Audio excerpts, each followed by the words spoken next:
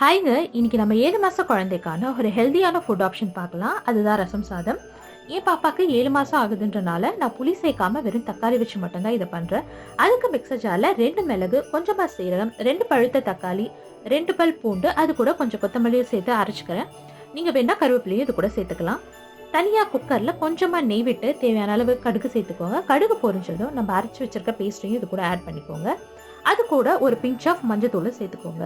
நான் ஆல்ரெடி சாப்பாடு அரிசியை 2 டேபிள் ஸ்பூன் அளவுக்கு எடுத்து கழுவி ஊற வச்சிருக்கேன். அதையும் இது கூட ஆட் பண்ணிக்கிறேன். தேவையான அளவு தண்ணி ஊற்றி நீங்கள் குக்கரை மூடி வச்சு 4 விசிலுக்கு விடுங்க.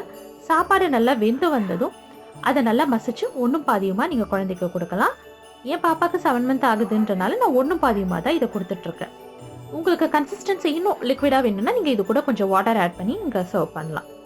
தேங்க்ஸ் ஃபார் வாட்சிங். வீடியோ பிடிச்சிருந்தா மறக்காமல் லைக் பண்ணுங்கள், சப்ஸ்கிரைப் பண்ணுங்கள், கமெண்ட் பண்ணுங்கள்.